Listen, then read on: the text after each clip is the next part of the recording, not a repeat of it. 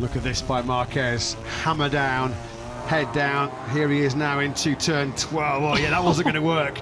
You could just see the front end of that Ducati was vibrating and chattering his brains off, wasn't it, as he squeezed a handful of front brake in the 12. Such an easy mistake that to make, Kevin, when you're powering into that turn 12, dropping back 5 gears. I mean, the boys are approaching 350 kilometers an hour and scrubbing off well in excess of sort of 280, 290 k's in about 300 meters. It's a part of the circuit where it's easier to just get sucked in that little bit too quick. Yeah, I mean, the bikes here are so much faster than the F1 cars at the end of that straightaway. It's amazing the amount of speed they carry, and that is an easy corner to let sneak up on you, make a little mistake, and lose a lot of time. So the two factory Ducati riders were caught out. Fomin Aldeguer, what a Friday he's having here in Austin. Third quickest right now is the 19-year-old at 2:04.961. He's only the third rider then so far on day one here in Austin to find a lap in the 2:04s.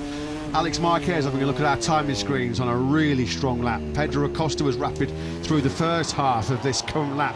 He's at the end of it now on that short run to the finish line. Acosta goes second. Well, he was the star of the show in many respects here, wasn't he, last year in what would have been just his third ever MotoGP start, front row of the grid, fighting for the podium in both the sprint and the Grand Prix. And there he is, right in contention, right in the thick of it again. Something went wrong for Alex Marquez in the third sector. He's lost time and coming under a little bit of pressure now is the rider second in the World Championship. He sits 7th, although with the rapid improvements elsewhere, that could very quickly become a position outside of the top 10 because Morbidelli's going quickly. He's out of the top 10 as it stands, and he's now pitted with 3.5 minutes to go. Ayakura, after a miserable morning, now up into 4th place. Well, yeah, Frankie's pitted. He's going to have to do a real quick pit stop. Zarco's gone down. Johan Zarco, that's going to really cost him because that's session over surely, and he's 11th fastest. So Johan Zarco was building towards what he hoped would be a Q2 lap. Here he is then. Just hasn't even made it to 15, had he? Smacked his head just a little bit too. So turn 15 has caught out Johan Zarco, and that will of course bring out the yellow flags out of absolutely nowhere. Agura, what a lap by him, 2:04.931. He's been languishing at the bottom end of the timesheets all day so far as the Japanese rider. Agura with a 2:04.931. Morbidelli is leaving pit lane. It could be all immaterial here, couldn't it? Because look at this lap coming in from Marc Marquez, a 1:35 through the first 3 splits. Now hard charging through turns 16, 17 and 18. Through 19 he goes. Well, he's already half a second clear of Pedro Acosta. He might be gapping the field here by over a second. Marc Marquez then now through the final corner he goes. He's the undisputed king of Kota, isn't he? A 2:03.469. Thank you very much. 1.3 seconds clear of anybody else on track here. Although that could soon change. We're watching Pedro Acosta now looking back at Joan Mir, both going very quickly. Acosta up into second, quickly beaten by Mir, who joins his former teammate inside the top 2. He's 0.8 of a second adrift of Marc Marquez, but the Honda once again is turning any critics that there were into believers here. My 1.6 second theory's gone out the window. Mark almost had 1.6 seconds there for about 3 riders. Close to 1.7 now, back to Alex Marquez. But like we said, here comes a lap for him, going to shorten that gap. There's some very eye-catching performances out there this afternoon, including Joan Mir, who has now been pushed back to 3rd place.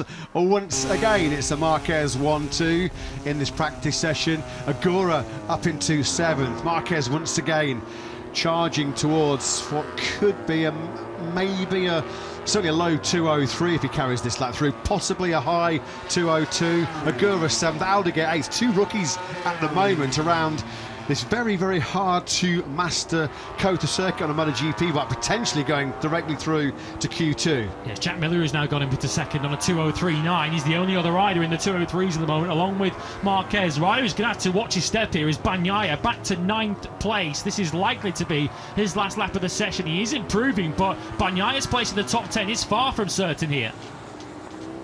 Bagnaia had a lap cancel that last lap when they had the red flag or the yellow flag for Zarco too, so maybe one there that he missed out on.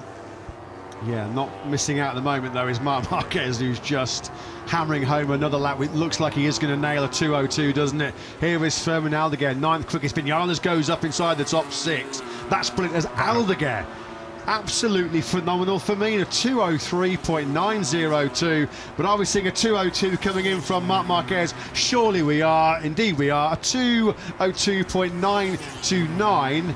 And he's pretty much a full second clear of the chasing pack. Aldeguer, the only rider with 4 seconds of the session remaining, was able to lap within a second of 93 right now. Bezzecchi just sneaks in. He's got one more lap and he's crept himself up into the top 10 in 9th, which bumps Iagora out. So Bezzecchi's going to have a chance. Marini, the first rider to take the checkered flag, he's in 12th place, but plenty of riders outside of the top 10 still improving. So a second pretty much between Marc Marquez and the chasing pack here in Kota.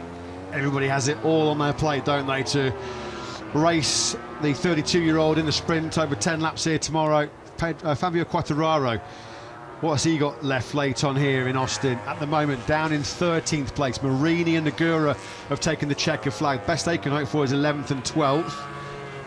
This might be a top 10 threatening lap here from Fabio Quartararo, all depending on how much he nails this final sector. Brad Binder 2 looking strong on the factory KTM. He's 15th. We'll pick up Quartararo then, at the moment in 14th place. He's going to be pushing out Fabio Di Giannantonio, also putting together a good lap himself on the 49 bike. At the moment then, Digia needs it.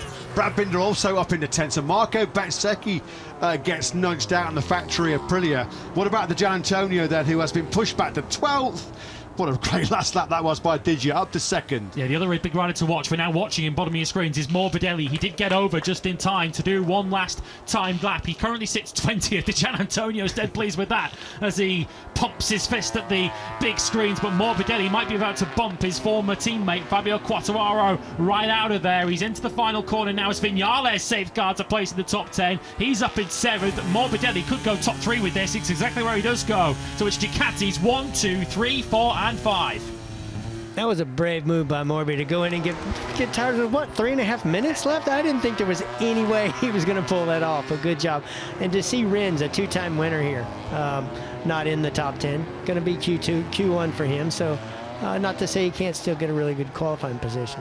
Yeah, he's in the jungle of Q1. So is Johan Zarco, who really is paying dear for that late crash at turn 15. Bezzecchi then got pushed out late on. Yeah, Morbidelli really did back himself, didn't he, there? But to go out there, he would have had one flying lap to nail, and he delivered. Marc Marquez certainly delivered. It's as you were on Friday in Argentina, with Marc Marquez leading the way. Fabio Di Giannantonio in second place. But there's a big gap, nearly 3/4 of a second between the top rider and second place. Another great day for Pertamina Enduro VR46. Digia second, Morbidelli third, Marquez fourth, Aldeguer fifth, Miller, Acosta, Viñales. That's the best work we've seen from Maverick on the KTM so far this season. He's directly through to Q2 in 8th. Mia and Bagnaia just about creeps in to Q2. I don't know, what did we learn? Did we learn anything? Has anything surprised today? Marc Marquez looking in fantastic nick. Fabio Di Giannantonio getting back to his best. Well, for once, it's Jack Miller who needs the taxi back or the help back.